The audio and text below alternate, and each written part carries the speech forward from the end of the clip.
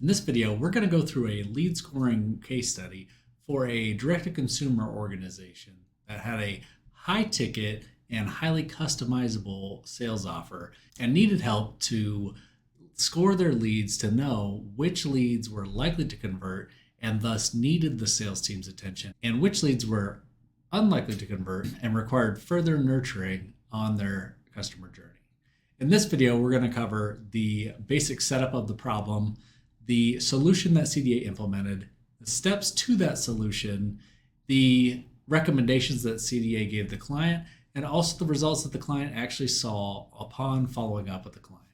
So let's get started. So here's a quick rundown of the case study. The client had a large influx of leads, and because the client didn't know which leads were good leads versus bad leads, they were heavily qualifying every single lead, which caused a bottleneck in the sales process. The solution was to create a propensity model that could identify the characteristics of those good leads and bad leads, and then score the leads so the sales team could say, okay, these leads are good, we can push them through in the sales process, and then vice versa, the lower level leads could be put through further qualification. This allowed them to have a better sales process and unkink that funnel. As you can see with the quote at the top, the client was very impressed with the model's performance and how it accurately predicted the performance of those leads. As you can see with the outcomes that the client achieved, they were able to implement enhanced targeting using Google Ads, combining the model score with an average order value, feeding that back into Google Ads, which was predicted by the client to give them an additional $1 million in revenue every quarter. The other piece was a streamlined qualification process. So because we unkinked the funnel from that over-the-top qualification process, it allowed the good leads to kind of get through and get served faster, and the lower level leads to get put through a treatment process that would nurture them along their pathway to purchase. First things first, let's set the groundwork for this project. So we were working with a direct-to-consumer e-commerce business that had a high-ticket, customized offering that required 3 to 4 weeks to close.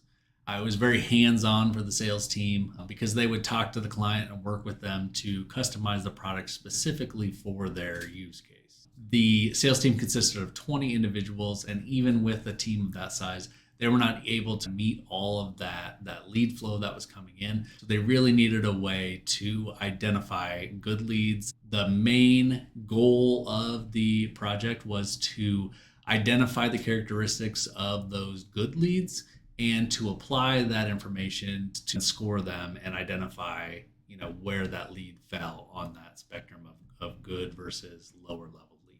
This information would be used to improve upon their current conversion rate, which was about 4%. The data that was available to us was the CRM data located within HubSpot.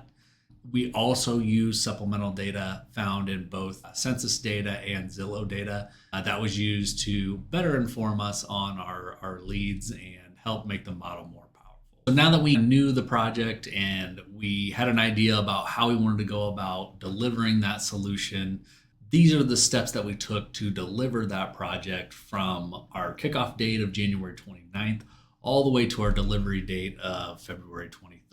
In about a month's time, we delivered on these 5 steps.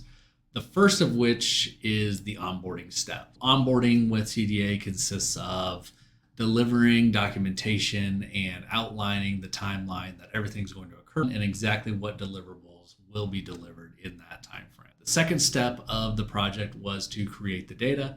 So like I said earlier, we had that CRM data located in HubSpot. So we had a download of all of that CRM data to tell us who the leads were, their demographic information, and also add in the supplemental information from the census and Zillow data. The third step was to take that data set and then use data science to create a propensity model that could be used to score our leads. The fourth piece was integration of the model. But once we had the model score, we needed to be able to use it. So what that meant is passing that scoring information back into HubSpot, which would then automatically score the leads as they came into the CRM. The final piece is to make sure that it's working and to follow up and verify the results that are being achieved. achieved. Real quick, I just wanted to go over the results of the model. This chart over here is one way to look at the outcomes of a propensity model. And basically, the things you need to know are twofold here. We want to make sure that there's a curve. The more curve, the better over the dotted line. The second piece is the blue and the red line should be fairly close to each other. So let's explain what that means. Having a curve here means that the model is more predictive than basically flipping a coin, which is represented by the dashed line.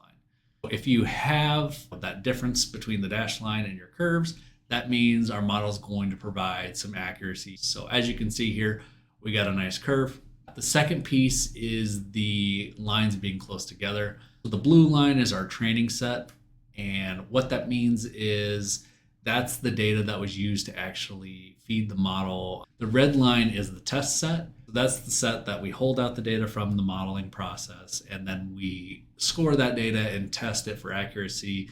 And what that'll do is make sure that our model's not biased, make sure that it's stable, and give us a more realistic result of what we might see when we implement that model. After we look at the ROC curve, which is more of a data science way to look at it, this way is more important for what the client wants to see. So this is the actual model results. We deciled the scores just so it makes a little easier way to summarize the data. If you look at the right, you can see the table of the deciles and their sales rate. As you can see in decile 1, which would be our best leads, we're seeing a 12.5% rate of sales, which is way over the 3.7% that we were seeing to begin with. And then at the bottom, 7 through 10, those are kind of just grouped together for ease here. You're seeing a less than 1% conversion rate for all of those deciles. So what does that tell us? It tells us that the model does a good job of identifying some top groups here. The top 30% of scores are over the conversion rate that we were seeing before. Everything below that is less than that conversion rate. And 7 through 10, the bottom 40% of our scores, are significantly lower than the average conversion rate. There's two takeaways here. These top 3 groups definitely are good to go as far as purchasing. The bottom 4 groups are very unlikely to purchase. So that's great that we identified that our model is powerful, it is predictive and stable. It has the ability to identify groups or to segment our customers to identify kind of high and low sales likelihood. So what do we do with that information? This is the slide that we gave them for suggested next steps. As you can see, our recommendation is to implement the model into HubSpot and then use the bucketing of that 1 through 3 deciles to create a high performance treatment. Then have your middle deciles, that'd be your medium probability here. They would get a different treatment.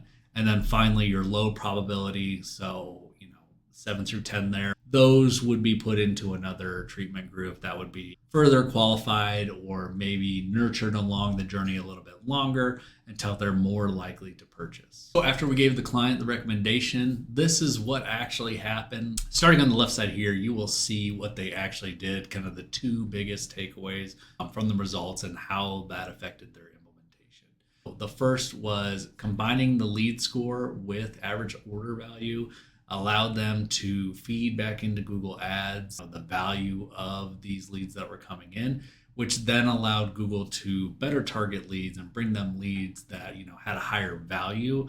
The client was projecting that if they could make that bottom 10% of leads a little bit better, they could see $1 million in additional revenue per quarter. The second thing that had the biggest impact for their business is those low probability leads, that was decile 7 through 10. They streamline their sales process with them by sending them through an additional qualification step that helped to unclog their sales team calendars to focus on those higher end leads. It also served for a better sales process for those lower leads because maybe they weren't ready to meet with the sales team right then. That qualification process allowed them to get more materials to learn more about what that product was, what they needed, etc., to move them along the sales journey. So let's go over the quotes on the right-hand side. These are directly from a client conversation that we had when we followed up on the results. So the first of which, basically the client was ecstatic that the the model was so accurate and allowed them to have a source of truth that they could trust and say, okay, we know this lead is good. The next quote was the quote around the $1 million increase per quarter. Wouldn't it be great if you could identify which leads were good and tell Google to go out and get you some more of those leads? The final quote is talking about we have this nice lead scoring model right now that predicts the likelihood to purchase, but there's so much more that means. And really what a lot of these comes down to, the lower refund rate, the lower call cancellations and show rates. What that means is you are identifying the customers that are going to be your best customers. I hope you found this case study interesting, and I hope that it shows you that a propensity model, especially when looking at something as simple as conversion rate, can extend itself to so many more things and be so impactful for a business. If you're interested in finding out more about propensity modeling, you can look in the description of the video and get a download of the slides from this presentation. You can also get a link to a further article that explains more about propensity modeling and how it might apply to your sales organization.